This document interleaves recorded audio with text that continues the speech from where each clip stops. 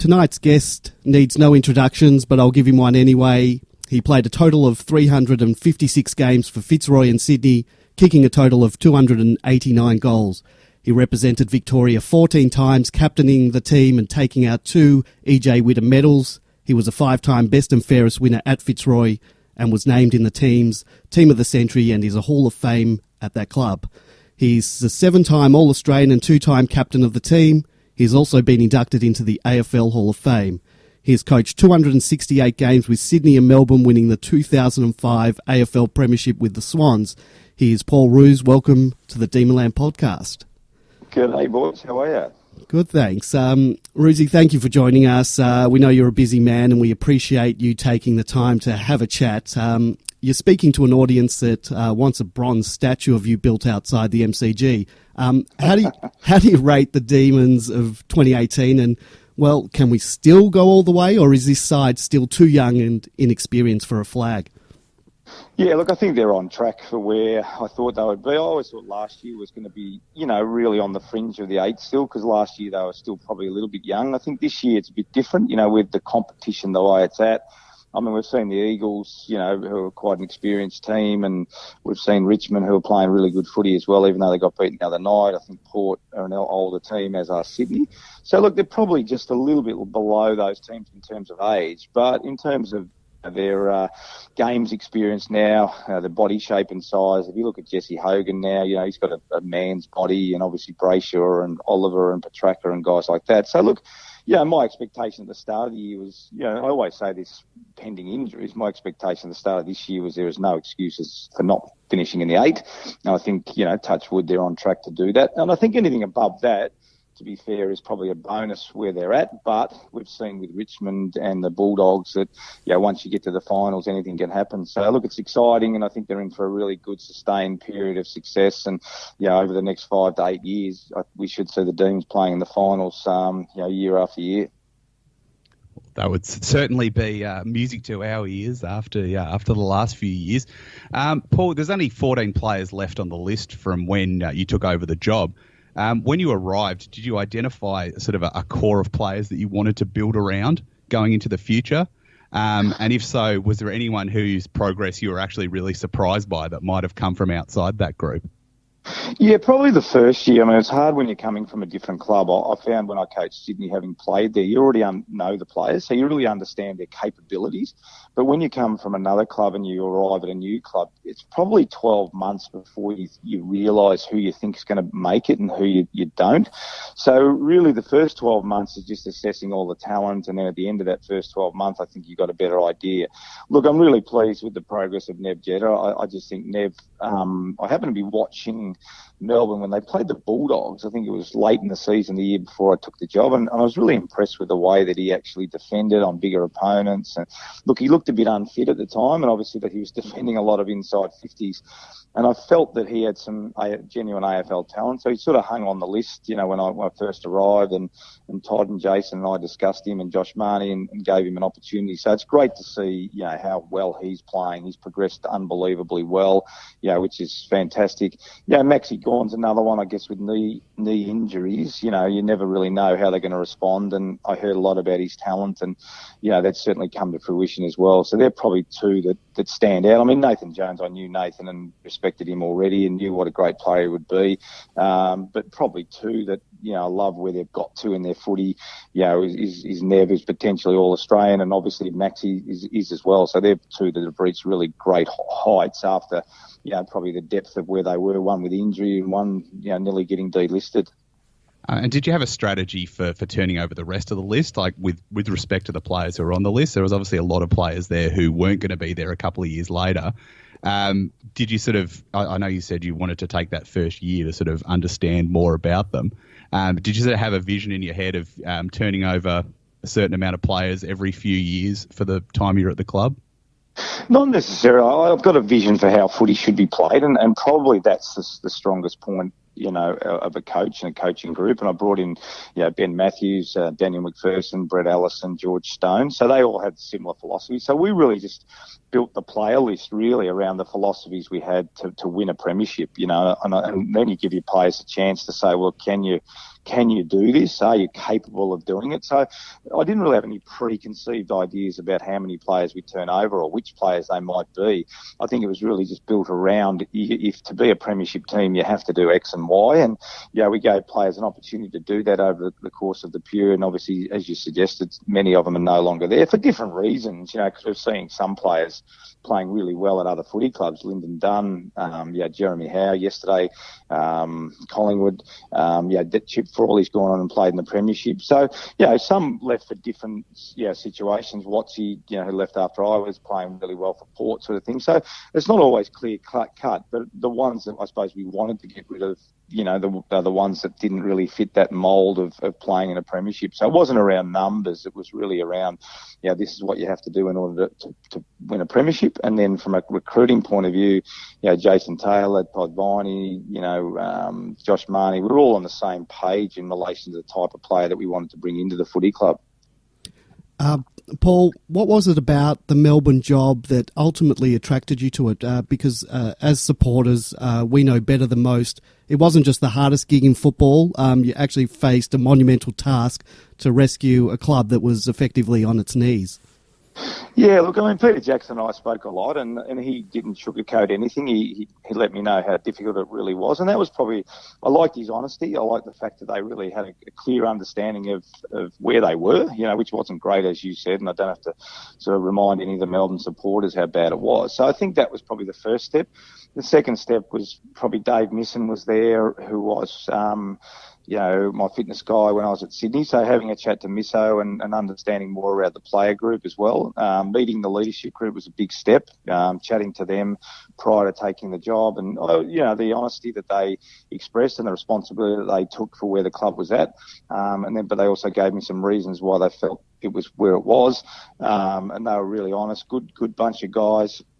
And then I think the ability to bring my own staff in was pivotal as well. And, Jade Rawlings was the only contracted assistant coach, and I'm really pleased that Jade stayed. Having him there was amazing. He's a fantastic coach, great skill set, but getting an insight from him into the players was great, but also to bring in, as I said, to mention the guys before, that was probably the final, if I hadn't been able to bring in my own coaches, it would have been very, very difficult to do, but I needed guys that I trusted and knew that could teach the players the right way to play football. So that was probably the steps in taking the job. And, as I said, as you guys said, it was a tough task, but, I enjoyed it, and it was very fulfilling, over the course of the 3 years.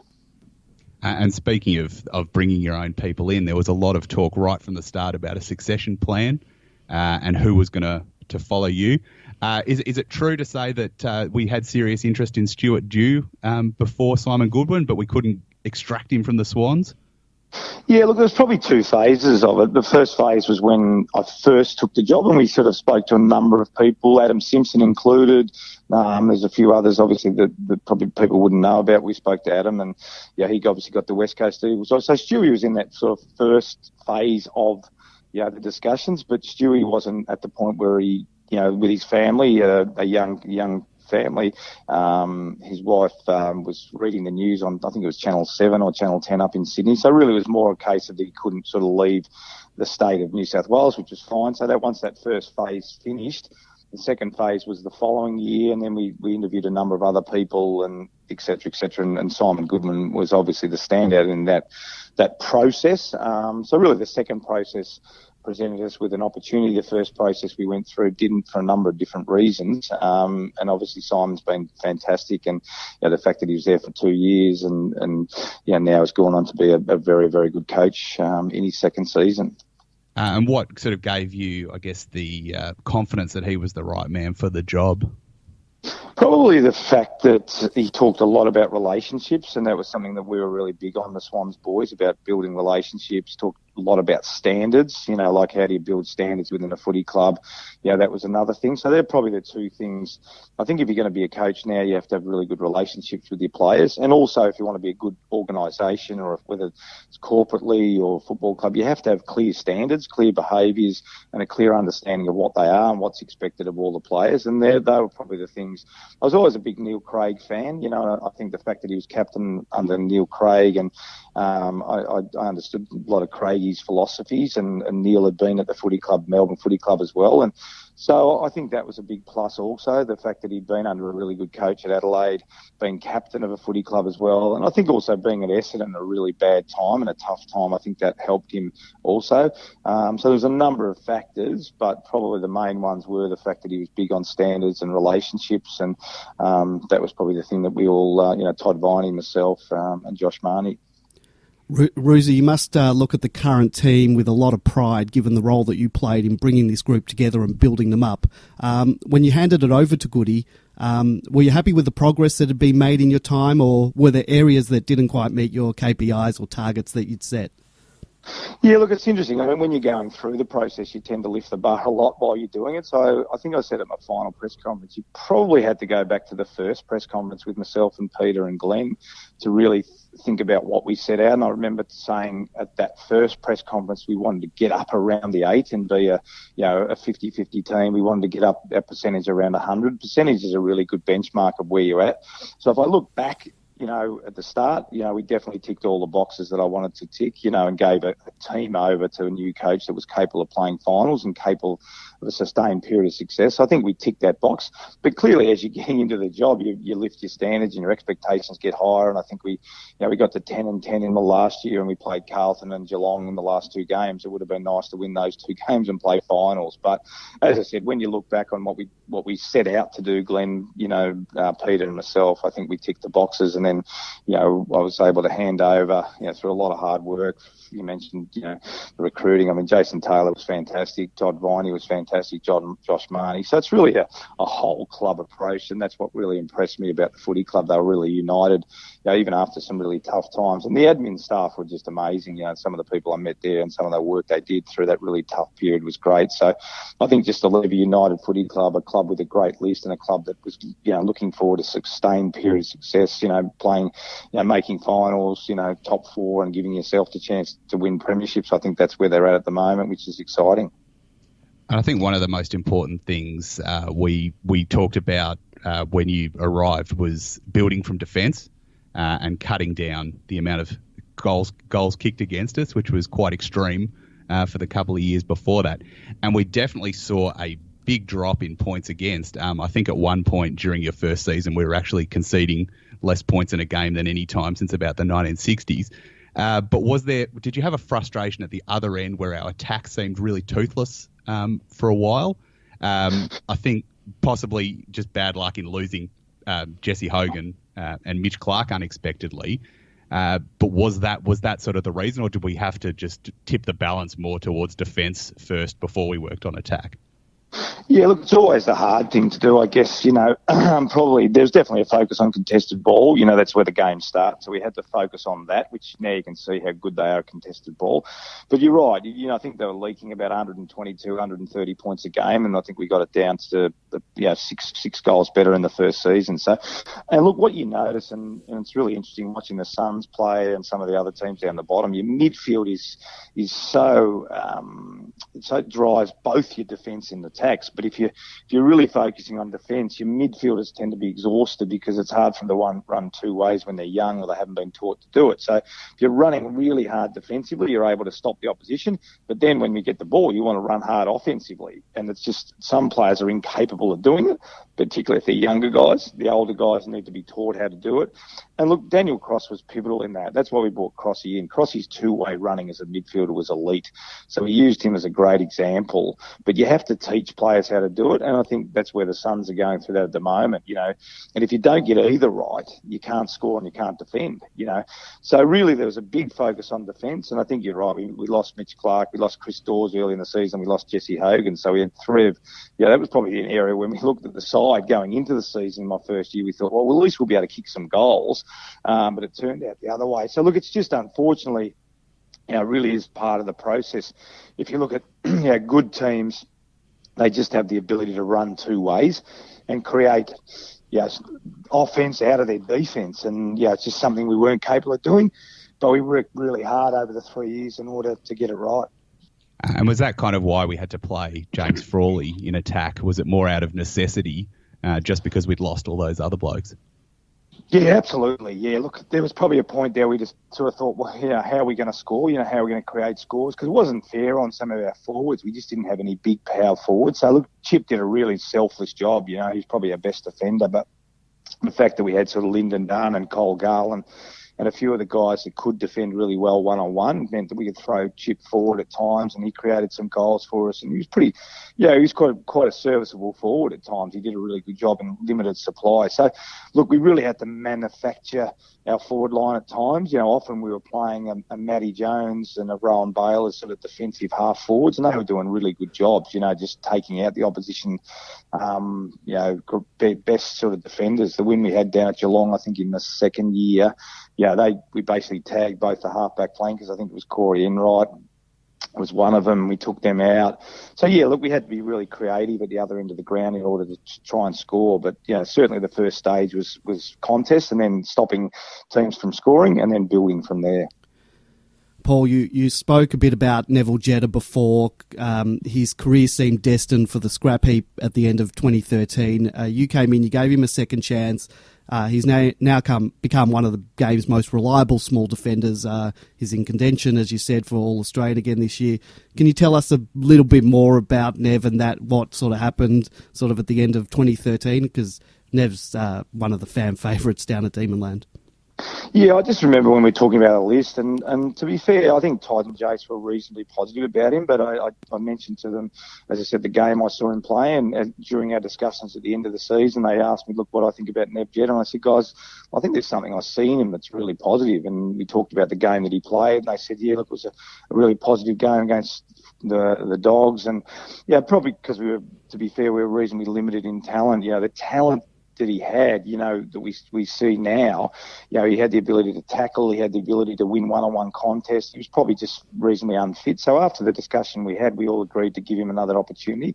And then we spoke to Nev about just getting fitter. He had to get fitter in order to play AFL football. Otherwise, he was going to sort of wither on the vine, but he did that. To his credit, he worked extremely hard over the next, 2 or 3 years, and, he turned into, as you said, a guy that, he's a very, very good one-on-one defender, very good ball user, makes really good decisions, simple decisions with the ball.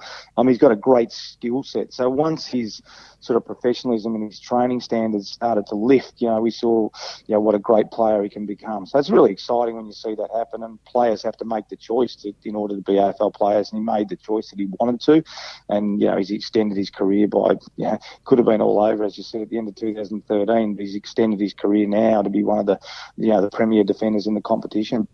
And I think one of the cliches almost that we talk about as fans is Nev taking on players who are significantly larger than him. He seems to be really strong at filling those gaps when a bigger defender, a bigger attacker forward needs to be shut down in a contest. He can make up a lot of space, and he can really impact the contest. Is that part of what you enjoyed watching him do? It's interesting because during my second year, I think it was, of coach, we did the camp up at Mooloolaba, and we get a cherry picker, and I used to watch training and watch game simulations from up in the cherry picker, and had a walkie-talkie and spoken to other coaches. And his positioning as a defender, it was amazing. Like he's probably one of the smartest defenders in terms of his positioning, and some of the things that he actually did is very hard to teach, because what he was able to do is make the kicker kick the hardest possible kick. And just to explain that, he would always position himself in the spot where he felt he had the best chance to defend his defender. And the fact that he made the kicker, kick the hardest kick, whether that's a kick across the body, forced him onto his left foot, so he had a great capacity to be able to do that. So watching him from the cherry picker, I was sort of in awe of, just his ability to read the play. So even at training, he was always in the right spot, and that translated into game day. And what you see now, he's worked on really, really hard, and you still see him now, even one-on-one contest, which is really hard to defend, at least he makes the kicker make a really, really good kick in order to get it to his opponent. And sometimes, he gets beaten because of that, but he never gives the kicker an easy. And that's why he's able to read the cues. He's able to get across and help his teammates. He's able to defend one-on-one. So he's one of the smartest defenders that I've ever seen, and had the pleasure of coaching. Speaking of defenders, obviously we had the big loss of Jake Lever during the Bulldogs game. I guess as a coach, if you're in a situation like that, do you go out and look for someone on the list who can fill the same role as the player you've lost? Or is it a case of going back to the drawing board middle of the season and saying, what can we do with our defence now to cover the loss of a player like Lever? Look, probably the simplest thing is to try and put in a player that does a similar role, but that can be quite difficult because, obviously if they're that good at it, they'd be in the team, so that's the simplest way to do it. But having said that, I think you can then adjust accordingly depending on your personnel sort of thing. So I think the fact that Jake had been playing really good footy over the last 4 or 5 weeks, meant that they're certainly going to miss him. But equally, the fact that he's only been here for half a season probably helps plug that gap because the players still aren't really, if he'd been there 3.5 years and, was a Mitch McGovern type who really cemented his role on the team, then it becomes a lot harder to do. I'm not suggesting it's really easy to cover him, but it is easier when he's in his first year. And look, obviously the first month, he really struggled and he struggled to get, involved in, he'd sorted that out. So it is a loss, but I don't think it's insurmountable because of the fact that he's only just got to the footy club. So I think, with guys like Frost and, we saw Joel Smith the other day, Michael Hibbert can change his role a little bit. So you've got options you can use. And depending on who you're playing, some of the teams now only have one tall, the Premiers Richmond. Now, obviously, Oscar McDonald goes to Jack Riewoldt, and then you've got, smaller intercept. Neville Jetta can play as an intercept defender as well. So, look, there are things you can do. I don't think they've got the actual player to just plug in and replace his role. So I think they'll be looking at different ways against different opposition to set up different defensively. Roosy, were you tempted at all along the journey to extend your tenure? Did you ever think, if I just stick around for another few years, I can lead them to the promised land and pick up a flag? Well, that was probably the first question that Glenn Bartlett asked me, and probably the first question that Simon Goodwin asked me as well. And both those guys, said, look, if it gets to the end of the third year and we're going really, really well, you're going to stick around. And I was clearly hoping that we're going really, really well. So that was my expectation. So it wasn't like I hadn't thought about the prospect of, but that was the goal for me, was to actually have the club going well and then to walk away. So it was never to, I never sort of coveted the glory per se of, winning a premiership. Would have been nice, but I knew it wasn't going to happen in 3 years. So look, the plan was there, but I think people were always a bit sceptical to saying, but if they become a good team, you'll stick around. But look, I was really clear on what I wanted to achieve and why I was going there. And, I said the same thing to Glenn Bartlett as I said to Goody. No, look, my expectations are we will be good at the end of the 3 years. And then my expectations will be I'll leave and hopefully, Simon Goodwin, we'll get the Premiership Cup and Nathan Jones. And I think I said at my last function, the best and fairest. Look, I'll be, the happiest person at the MCG if I can see Nathan and Goody holding the Premiership Cup up and Glenn Bartlett, Peter Jackson, whoever it is. It's a whole club, exercise when you're trying to get to where you... So, no, there was never any thought of it. I was really pleased that, we got to 10 and 12 at my last year and got to the position we did. And I was really, excited about the future when I left the footy club. I guess one of the big hits we've seen in the last couple of years under Simon Goodwin has been Tom McDonald going forward. I'm pretty sure it came out of necessity last year when we didn't have Jesse Hogan, but obviously he was very rare goal kicker under your reign. Did you ever feel a hint of potential as a goal kicker, or was it just a case that at the time he was too important in playing a role in that defence to even think about throwing him forward? Yeah, look, I think, as I said, over that 3-year period, I think we're still learning about players. You mentioned Chip Frawley. We sort of put Chip forward, in the first year because he was an experienced player and a senior player, and we felt that he could do the roles. Other guys like Tommy McDonald, we're still learning what their capabilities were. And I think over the journey, you sort of saw Tom's evolution. You mentioned about Jesse Hogan not being there at Perth last year. I mean, he always had a good skill set for a forward, I think, and playing defence can be a really good entree to going forward, knowing where blokes position. I think that probably the thing that, I don't know whether surprise is the right term, but at times, he wasn't a great decision maker coming off half back, and it could turn the football over. But his goal kicking is elite. I mean, he's an elite goal kicker, which is, a little bit of a contradiction. But look, mechanically, he's actually quite a good kicker. It was probably more about his decision making coming off half back. So I think he had the skill set. He's a very good mark. He's an elite runner. So you need that as a forward. And I think the fact that Jesse's there has really helped him this year, and he played a one-out role a lot last year. So, look, the skill set was always there. And it's exciting for Melbourne supporters what he's been able to do, and he's become a very, very good forward. And his goal kicking, as I said, he very rarely misses, which is fantastic, because it means that he's even more dangerous when he gets the ball forward than perhaps what he was when he got the ball in defence. I guess when you've only got one option when you're kicking for goals, it takes the decision-making side out of things. What do you think about the tactic they're implementing, where he tends to play on the wing for a few minutes at the start of a quarter? Yeah, I'm probably a bit more of a traditionalist. I think, if I'm an opposition coach and I see Tommy McDonald starting on the wing, I'm rubbing my hands together, as opposed to starting forward. But look, I can understand, the sense behind it, but I tend to like to play my players where they play really, really well. And I think we saw against Collingwood that once he moved forward, he kicked 6 goals on the wing. He was sort of wasn't that effective. He's definitely a better forward than he is wingman. But I see the reasons behind it, but I tend to like to see the players play in the positions they play their best footy, and it gives you the best chance to win. There's a lot of discussion among Melbourne supporters about Clayton Oliver and just how good he is. How do you rate him, and where do you see him in terms of the rest of the competition as a young talent?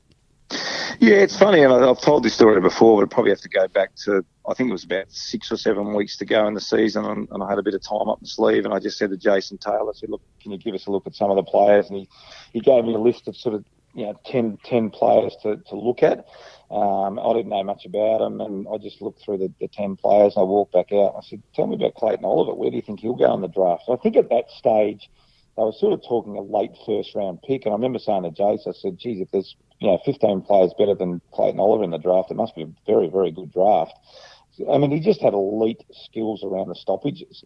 And I think the unknown about Clayton, I think he went into his last season with a bit of OP. He wasn't a great runner. So as he moved through the season and started to get a lot more of the ball and started to run and spread a bit more, his obviously draft number went down. And, when we got to our pick, I think it was a no-brainer, the skill set that he had. And we can see him now. And, as he gets fitter and fitter and fitter, I'd probably still like to see him kick the ball a bit more. And even we saw him, Monday against Collingwood, he had times where he's streaming out of the middle, and he tends to over-handball. He's always going to be a better handball than he is kick, and he's always going to be an inside player. So I don't think it's enormously out of whack, but I think that's probably the area that he can improve on. I've got no doubt he'll be able to go forward and kick goals because he's very good vertically overhead. He's 189 centimetres, so he's a big kid. But yeah, look, I love him as a player. He's a fantastic player, and he's developed into a real pro. I understand through talking to people at the footy club, he works extremely hard. He's going to get better and better, and yeah, it's very exciting to watch him play, and he's just one of a number of really exciting young players that they got at the footy club. I think one of the things that we all noticed right from the start, those first couple of practice games he played, were the quick hands. He might not have had the tank yet, but he was gathering in traffic and seemed to almost have a sixth sense of where his teammates were in his first or second game that he was playing for us. Is that sort of just natural instinct on his behalf, natural football instinct? Yeah, look, that's what he did at TAC Tub level. I've seen very few players that have that incredible ability to hit the stoppage at pace, take the ball without fumbling at all. He's very much like Joey Kennedy from the Sydney Swans. He's very much like Paddy Cripps, So he had that ability, which was quite an elite ability at under 18 level, and then he's been able to transfer that into AFL football. But he never fumbles. He always finds the right option. Generally, when he's under pressure, he drags a couple of defenders, a couple of tacklers in, which allows another midfielder to be free. And as you said, as he develops his tank, he's going to keep getting better. But that elite stoppage skill is very powerful, and we've already seen that in his short time in AFL football. Roos, if I could take you back to a particularly memorable game we played against Essendon in 2014, where Christian Salem capped off that end-to-end move that involved several players to kick the winning goal. As a coach, when you're watching that sort of unfold in the last minute or two of a game, is there anything you do, or do you just hold your breath and wait for it to unfold? Yeah, look, it sort of came from a defensive action. I think might have been Cam Pedersen or Bernie Viss. Someone made a tackle in the back pocket.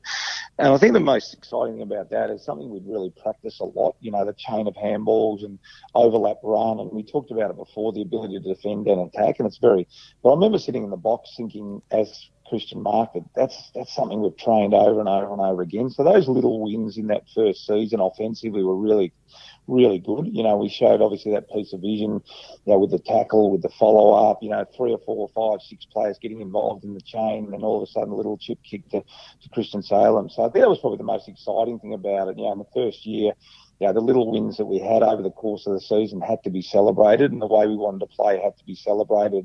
And that moment, obviously kicking the goal was fantastic from Christian and winning the game. But that passage of play was something that we worked really hard on. We didn't see it a lot in the first year because of the fact that we had to defend and didn't have the energy to attack as well. But that was a real big tick for the players and gave them obviously some confidence, moving forward. And do you just move on from memorable moments like that pretty much straight away? Because I think I'll be speaking on behalf of many Melbourne fans to say that's something a passage of play I've probably watched about 50 times in the last 4 or 5 years. Is it something that you just tick off and move on to the next thing after that week?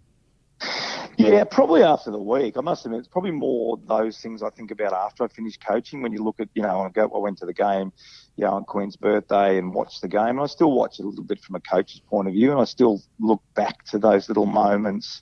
I think beating Hawthorn at the MCG when I think we kicked last 6 goals, the win at Kardinia Park when we beat Geelong, which was against all odds. I mean, they're all building to the moments, the big moments they're going to have, hopefully in finals. And obviously they didn't win against Collingwood, but they're all building. I think it's probably more when I finish. When you're actually coaching, you look at them, you show the players, you talk to them, and then you move on pretty quickly to the next week. But I guess now when I reflect, when I go to a game like I did on Monday and I reflect on, where they are at a footy club, you're certainly looking back on key moments, whether that be personnel, recruiting, the things we've talked about today, or key moments, key games, key quarters, those sort of things. So, it probably happens more now than what it did when I was actually coaching them. And that was probably the high point of 2014. Everyone got a bit overheated. I remember a betting company came down to Amy Park with a cardboard cutout of you as the Messiah. But from there, we sort of lost the last 10 of the season. Was it just a case of that group just being young and just hitting the wall after going so hard in the first half of the season? Yeah, I think so. It's interesting now, again, when I'm reflecting on Melbourne and looking at teams like Carlton and looking at teams like Brisbane Lions and looking at teams like Gold Coast Suns. It's a long year. It really is. The games are really long. When I was coaching Sydney, I never felt that. You never felt that it was a long year. You never felt they were long games because obviously the last 5 minutes of a quarter when I was coaching the Swans allowed us to catch up. You kick 2 or 3 goals. The last 5 minutes, and I don't have to tell you guys, of a lot of those games in the first year, we'd go from, maybe a goal in front or a goal behind, and not suddenly you look at the scoreboard at quarter time, half time, 3/4 time, you're 4 goals behind. So you realised how long the season was. You realised how long the games were. I think that's just a result of when you're a young team, when you're a developing team. We won 4 games in the first year, and I think, Chris Fagan's in his second year and just, they've still only won 1 game, Brendan Bolton's in his 3rd year, and I think they've won 1 game as well. So, when we look back, I think it was just where we were at as a footy club then. We'd won 2 games the year before at a percentage of 54, I think it was. So, look, those last 10 games, whilst they were frustrating, it was just sort of part of the development and part of the conditioning and part of seeing who was going to, had resilience and was going to keep fighting and fighting and fighting. So, I think the first 12 games were good, 4 and 8, and in the last 10 we had some good moments, but we had some really bad moments in the back end, and it was just part of the development of the team. Tell us a little bit about the Vale of Negativity.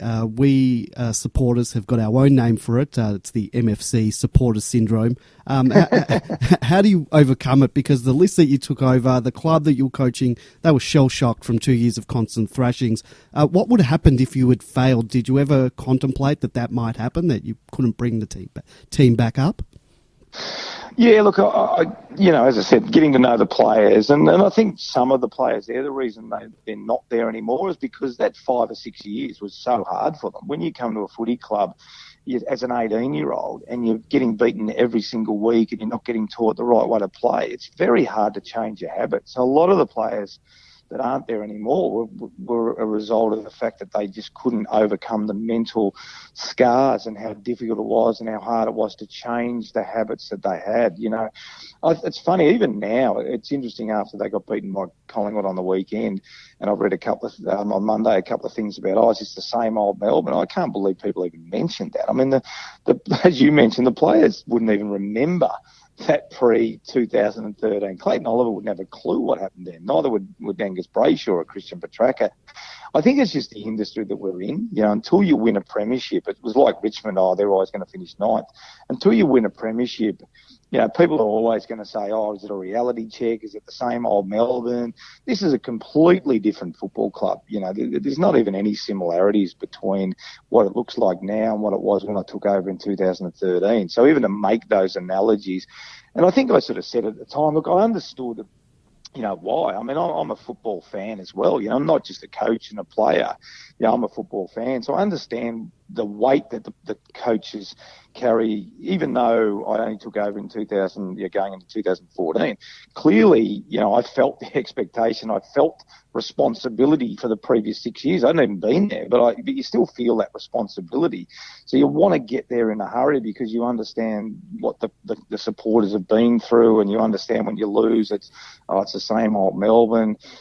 So I understood why it existed, and hopefully it no longer exists. And hopefully when Melbourne just get beaten by Collingwood on Monday, Collingwood played really well and Melbourne didn't play as well. That's where it's at the moment, not, same old Melbourne. The old Melbourne's gone, done and dusted, finished, and that will never reappear again. And I'm thankful to be part of that change. And, I think until we win a premiership, that people are going to still talk about it as they did with Richmond, as they did with Sydney, when there was 72 years, and as they did with the Bulldogs. I guess that's just the reality of the industry that we're in.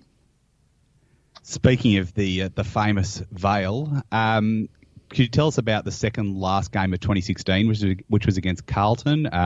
We were hanging on to a hope in the finals race after that win over Hawthorn, but sort of turned up and just didn't play against a lowly team. Was it another case of a side just hitting its physical and mental limits towards the end of the season, or was there any pressure felt by the boys to stay in the race? Yeah, look, it's hard for me to tell, absolutely. But it's interesting when I look back on the Carlton side, and even talking to Brendan Bolton, I did a really good interview with them a couple of weeks. They were a pretty experienced side in that 2016 season. I remember looking at their team going into that team. We were a really young team. And I think, again, talking to Glenn Luff from Champion Data, just reading, we probably didn't realise how young we were in 2016 until you actually get to the end of the season and you look at, I think we were like at one stage we'd feel the youngest team for the whole weekend, and that was about round 18 or 19 of 2016.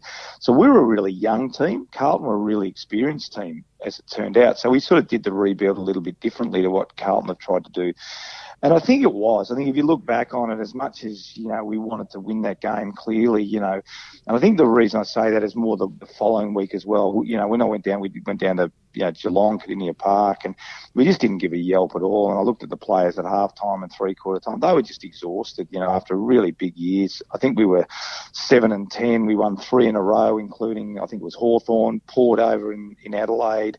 We had 3 really big weeks. Started off, I think, Gold Coast when 𝗟𝗏𝘀𝘁𝗃 kicked a really critical goal to get us to 8, and then it was Hawthorn and Port from memory. So, look, I think if I look back on it, there's always, you're always really critical even as a coach, when you're involved in that situation. It's probably not so you can take a helicopter view when you're out of it. We can go, look, I think there was reasons behind that. We were a young team, just had given our all for 20 weeks and then it just fell apart. I think that's more the reason rather than the sort of same old Melbourne. And, even the Collingwood game, people talk about when I wasn't there last year, look, I think you've got to respect the competition. You've got to respect where the competition's at. You've got to respect where Collingwood are at as a footy club as well. So look, there's reasons behind it. Now there's no excuses for not playing in the 8. That's the box they've got to tick first, and I think they'll tick that box this year.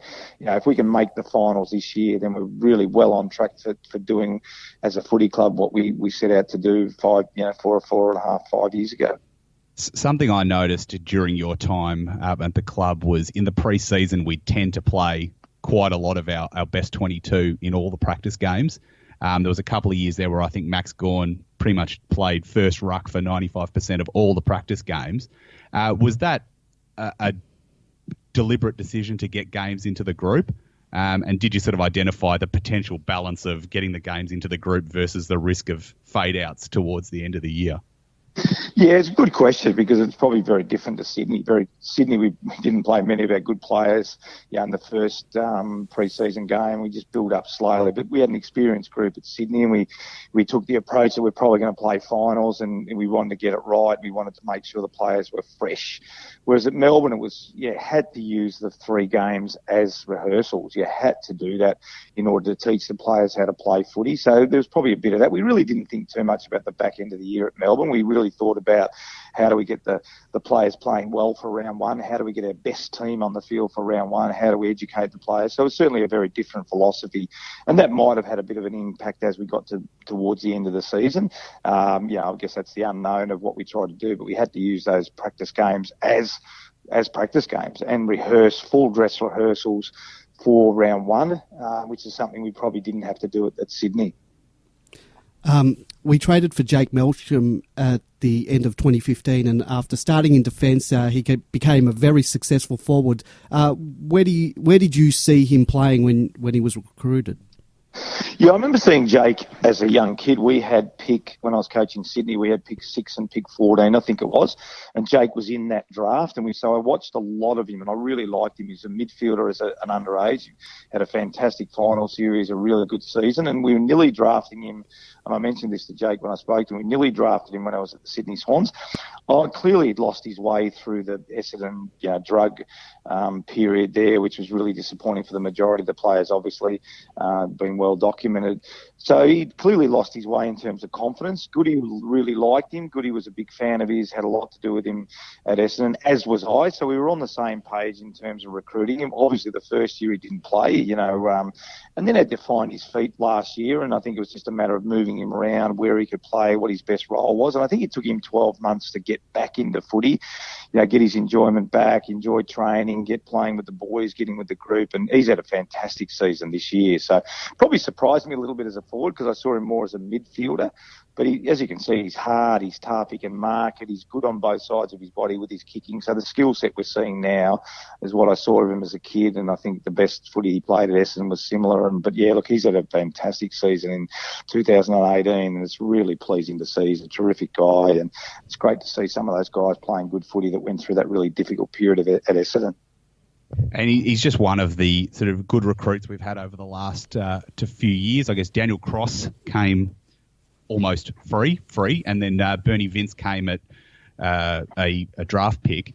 Were there any other players we were in the mix for but didn't get? I remember there was some hot rumours going around about us having a crack at Dustin Martin when it looked like he might leave Richmond at the end of 2014. I guess any truth to that, and any other players that you did go after and weren't able to land? Look, I think the good thing about, when I first got there in 2000, end of 2013, is I think even managers and players sort of saw us had changed, that Peter Jackson had made a really good change to the footy club and Glenn Barton made a really good change. So the first stage was Crossy and Bernie Vince, and both those players were really keen to come to the footy club, and that was a really good tick for Todd Viney and Jason Taylor and Josh Marnie and PJ and everyone. So immediately I think there was a little transformation with what had gone on in the footy club. But to get Crossy and Bernie can't be understated. To get those two experienced players to the footy club, I think was a real pivotal moment. and a turning point. So look, to answer the question, the majority of players that we sort of wanted to come, came to the footy club. I think there was a few that we missed out on clearly, but I won't mention those names because when you're talking to players, you're often talking to a lot of players, and some we were realistic chance, some we weren't. But look, the majority of players were really keen to come and really have made a difference to the footy club. So I think that's been the exciting thing, the number of players that have come in and made an impact. But it really did start with Bernie and 𝗨cie, and I think the fact that those two, as experienced players, respected players in the competition, I think a lot of players subsequent to them said, well, if Daniel Cross will go and play for Melbourne, if Bernie Vince will go and play for Melbourne, then they must be a club we want to go and play for it. But their impact has been enormous, both on field and off field, and to the psyche of the club and the direction the club's had, and the message that sent to other players throughout the football world that this is a club we want to go and play for. So I think that was really, really exciting and pivotal moment for the club that when those two boys agreed to join us. Speaking of Richmond, how close did we come to trading out Jack Trengove to the Tigers at the end of 2014? I'm not sure if you want to say based on what you just said, but are you able to reveal now if the idea was to trade to gather picks for a shot at Dangerfield, or was there any other big deal looming? Look, I always have this philosophy, and I say this to the players, everyone's tradable. I think, and I said this to Sydney guys, and I think there's this misconception because there's this veil of secrecy that goes around, and has he been talked to, has he been talked to? And we got a phone call about Jack, and I rang Jack and I said, look, Richmond have rung and inquired about you, Jack, and I like to speak to them personally when this happens, and I rang Jack and I said, mate, look, what nothing ventured, nothing gained. He said, no, look, I agree. He said, look, let's just see where it goes. Let's see where, what they come up with. And he was really appreciative of the phone call I made, and probably appreciative of the honesty and the opportunity that maybe Richmond presented itself. And then he went to the medical, and that's when we all found out that he had the really bad, stress fracture in his foot. So hence, because of that medical, obviously Richmond didn't go ahead with it. We didn't really know where that was going to go. It was really just an early discussion, and we might have said, look, we want to keep him based on what they came back with. But I'm always open and honest with the players. I think the players understand that we try and do the best thing for the footy club, but also the best thing for them as well. Through that process, as I said, we found out about the foot injury, and then, look, Jack Trengove, I can't speak highly enough of he and Jack Grimes. I mean, they were just outstanding human beings, great players for the footy club, and I hope, and I'm sure they do, but I said this both when I left the footy club. I grabbed them both in before I left and said, guys, don't underestimate the impact you guys have had on this footy club. Their honesty, their transparency, their real will and want for the footy club to be successful. And I know both those boys aren't there, but look, let me tell you this, that if the club wins a premiership, it'll largely because of their efforts in the formation years. Throwing two young blokes as captaincy was lunacy, was ridiculous, was not fair to those two players, which meant they couldn't really develop their own craft. But they're outstanding human beings, and they've had a magnificent, significant impact on the footy club. And there was another significant win that you discussed earlier, which was that victory against Geelong at Cardinia Park in 2015. Now, that was the day Max Gawn went from promising ruckman to having never looked back since. What do you credit with his rise to becoming one of, if not the best ruckman in the league?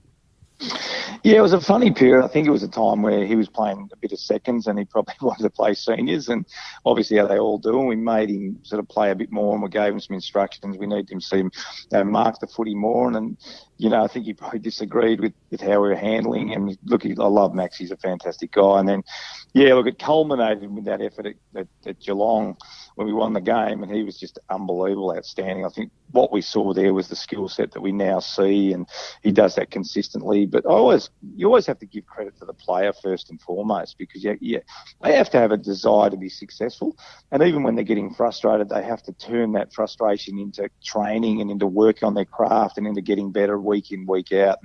And Max has done that, and that's a credit to him. He made the decision to be a great player. He made the decision that he wanted to have an impact on the footy club, and I'm so pleased to see the way he's playing now. But that was a memorable win coming back down the highway, and gave players some confidence on that day that we could beat one of the best teams in the competition on their home field. And we obviously played some great footy that day, and Max had a fantastic day.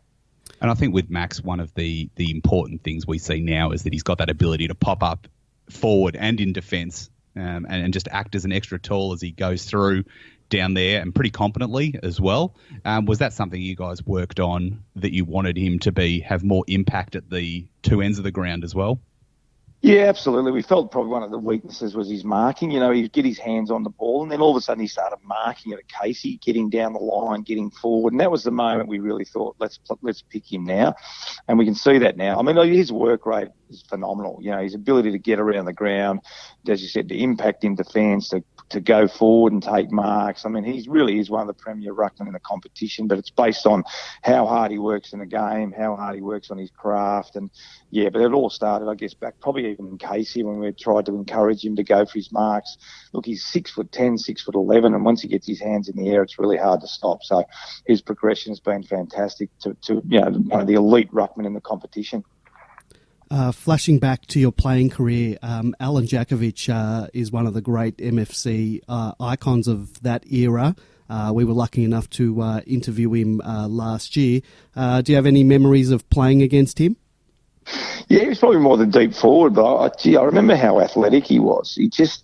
He was sort of a bit like Russell Robinson, wasn't he? They were sort of similar sizes, but his explosiveness, his ability to kick goals from nowhere, or his ability to mark it, he was sort of that in-between forward that I think everyone felt, where is he going to play? But gee, he had some amazing impact on the game. He had this extraordinary skill set for a sort of an in-between size forward. So I remember how exciting he was to watch as a player. I didn't get a chance to play on him, but I certainly enjoyed watching some of his highlight tapes when we sort of reviewed some of the games, or you happen to be watching on the weekend. He had a great skill set and had a significant impact on the footy club.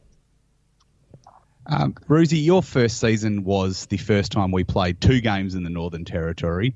As a coach, how do you feel about those Northern Territory games? To you, is it an annoyance, or do you think the club can get something out of it other than the obvious financial benefits? Yeah, I think as a coach you've got to understand the mechanics of how an organisation works. You've got to understand the commercial reality of where you're at as a footy club. And I think when I arrived, I understood we needed to make money, and I understood, I guess part of my role too was, as a brand ambassador for the footy club and someone that obviously had won a premiership, and, that was part of what I had to do was become the face of the footy club. I think as you improve as a football club, you've got to be careful of where you are commercially in terms of where you're playing, because if you're down the bottom, it doesn't have as much impact. But if you're a 6 to 10 team, a win either way can make a win or a loss either way can make a massive difference to whether you're going to play finals. And if you play finals, I suspect most of the main sponsors have a clause in their contract that they've got to pay more money if you make the 80. They've got to pay more money if you make the Final Four, and they've got to pay more money if you win a premiership. So I think you've got to be a bit more careful when you get to that area, that you're not compromising your football department, you're not compromising your ability to win games of football. Having said that, if you're a better team, you're more likely to win in Alice, and you're more likely to win in Darwin, as we've seen this year with a great win over Adelaide. So it is a balancing act. I tend to think once you get towards the top of the ladder, your football's got to take a more priority, and you've got to make sure you get that right, because as you guys are fans, you want to see the team winning, and if you're winning, you're playing finals, and then the commercial side of it looks after itself. But there is a balance. So when I first arrived, I understood we had to play there. I guess now, if I'm Simon Goodwin and coaching, you've got to start to think about, okay, what's the best thing for our footy team? And that has to be the priority for the Melbourne Footy Club now. And from your perspective, if you had to choose one, would you choose Alice or Darwin? Oh, look, I don't think it really matters, to be honest, because it's essentially an away game anyway. So it doesn't really matter, where that one away game would be. And look, to be honest, I really enjoyed going up there. And the other thing, when you're a young team, it's not actually bad to get away. What I found when I was coaching the Swans, being away every second week was actually good, because you're getting to eat with the players are getting to eat with each other, you can jump on a different table for dinner or breakfast, you can sit around and talk to guys. So it's actually not a bad part of your development as a young footy club, because you get to sit down with Christian Petracca or Angus Brayshaw or Jesse Hogan, when maybe you wouldn't, because they're at home and they're having dinner and they leave training or whatever. So there's the real opportunity around it. So again, I'm supportive of it, but I think, when you get to the point where Melbourne are at the moment, your football has to be the priority, and you have to say what's best for our football, because if you get that right, then you win premierships and you play in grand finals and you make top 4, top 8. Roosy, after 6 wins in the previous 2 years, we won 21 in your time, and the club has further improved since. What would you like your legacy to be as the Melbourne coach? Oh, it's funny. I don't know. I don't really I think the most pleasing thing that I get personally, because everyone's going to think about me how they want to think about me, to be honest. They're going to make a personal decision as to, what they saw my time at Melbourne Footy Club. Was it successful or was it not successful? So that's the individual.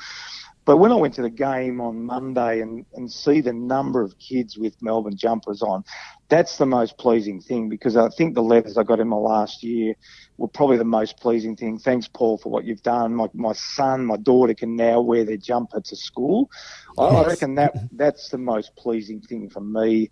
And when I went to the Queen's birthday and 85,000, and when I was walking into the stadium to go to the chairman's and just seeing all the kids wear the jumpers, I must admit that was the biggest thing that I felt walking into the stadium, thinking, yeah, this is great. This is fantastic.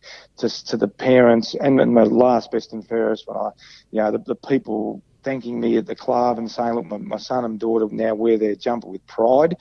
That's the thing that I'll probably most take away from the time at Melbourne, the transformation, because I understand as a parent that the worst thing you can have, not worst thing, but one of the worst things you have is with your kids is when they're wearing if you're a Melbourne supporter and they've now got a Carlton jumper or a Collingwood jumper or a Hawthorn jumper, and I guess that's the legacy you want to leave to your kids, that they can follow the team that you've followed yourself. So that personally, and I can only speak personally, is probably the greatest thing that I'll take away, that people were thanking me for what I'd done, and more particularly were thanking me for the fact that their kids could wear their jumpers to school. And as I said, going to Queen's birthday and seeing the thousands and thousands of kids that were walking around the ground with their Melbourne jumpers on, that's probably the thing that I'll take away personally from my time at Melbourne.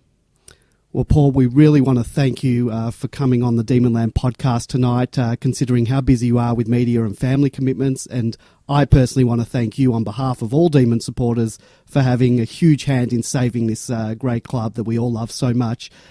You helped, as you said, make going to the footy an enjoyable experience again. And for that, we are forever grateful for. Thank you. Thanks, guys. I really appreciate it. It's been fantastic going down memory lane and talking about where the club's at. And as a Melbourne fan now, it's exciting to go to the footy and watch the team play. So thanks very much for your time. Thank you.